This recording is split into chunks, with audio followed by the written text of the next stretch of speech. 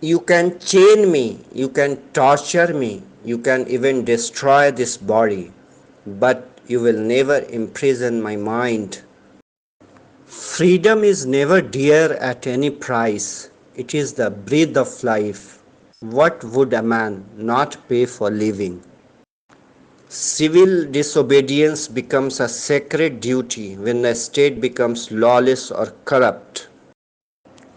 Freedom is not worth having if it does not connote freedom to err. It passes my comprehension how human beings, be they ever so experienced and able, can delight in depriving other human beings of that precious right. Give me blood, I will give you freedom. Freedom is not given, it is taken.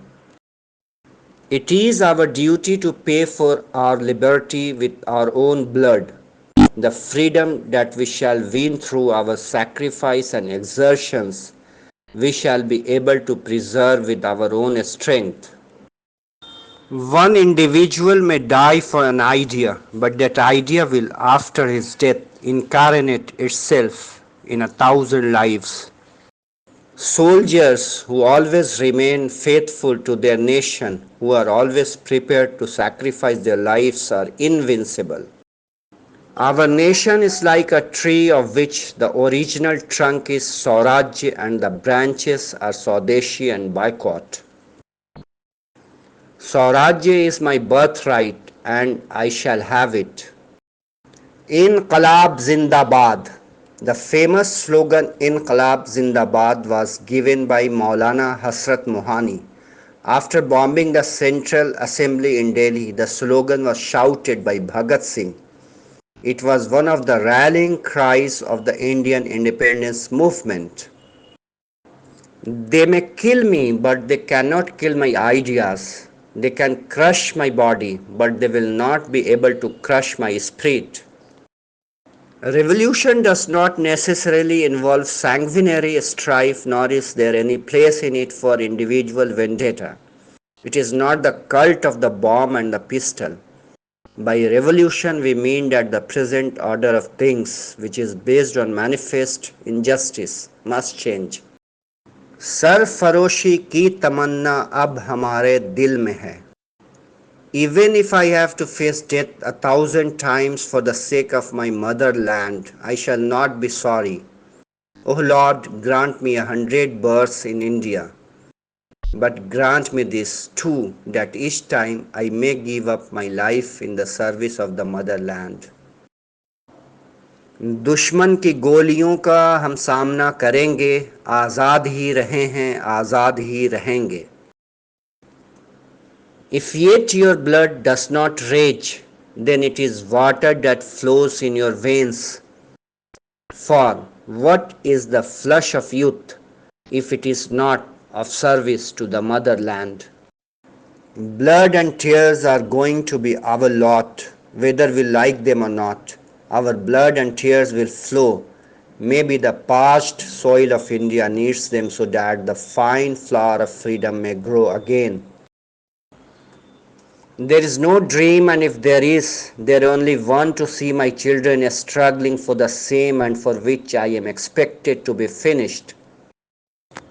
अहद करो ये मुल्क हमारा है, हम इसी के लिए हैं और उसकी तकदीर के बुनियादी फैसले हमारी आवाज़ के बगैर अधूरे ही रहेंगे.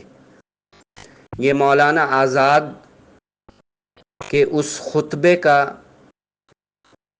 एक हिस्सा है जो उन्होंने 23 अक्टूबर 1947 को आज़ादी के फ़ौरन बाद जामा मस्जिद की मिंबर से भारत के मुसलमानों को दिया था. It was not long ago when I warned you that the two-nation theory was death knell to a meaningful, dignified life. Forsake it.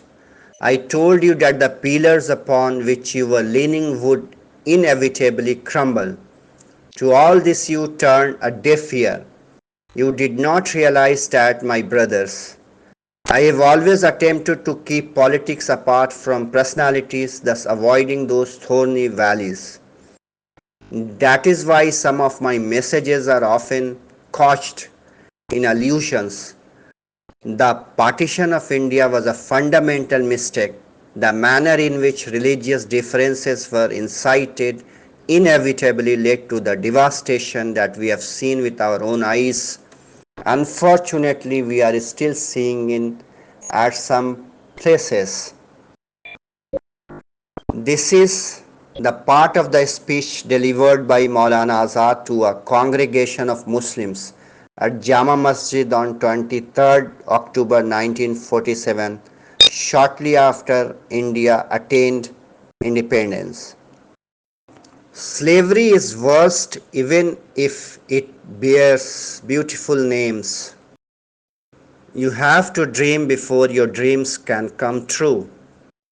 Be more dedicated to making solid achievements than in running after swift but synthetic happiness.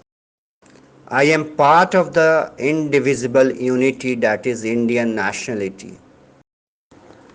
I want to go to my country if I can go back with the substance of freedom in my hand. And if you do not give us freedom, you will have to give me a grave here. Long years ago, we made a tryst with destiny, and now the time comes when we shall redeem our pledge not wholly or in full measure, but very substantially. At the stroke of the midnight hour, when the world sleeps, India will awake to life and freedom. A moment comes which comes but rarely in history, when we step out from the old to the new, when an age ends and when the soul of a nation long suppressed finds utterance. It is fitting that at this solemn moment we take the pledge of dedication to the service of India and her people and to the still larger cause of humanity. At the dawn of history, India started on her unending quest, and trackless centuries are filled with her striving and grandeur of success and failures. Through good and ill fortune alike, she has never lost sight of that quest, forgotten the ideals that gave her strength. We end today a period of misfortunes, and India discovers herself again.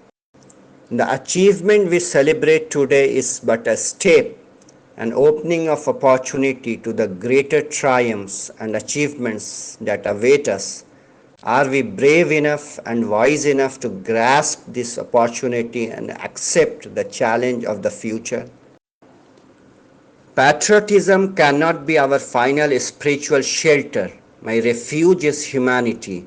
I will not buy glass for the price of diamonds, and I will never allow patriotism to triumph over humanity as long as I live. My final words of advice to you are: educate, agitate, and organize. Have faith in yourself. With justice on our side, I don't see how we can lose our battle. The battle to me is a matter of joy. The battle is in the fullest sense spiritual. There is nothing material or social in it. For ours is a battle not for wealth or for power. It is a battle for freedom. It is the battle of reclamation of human personality.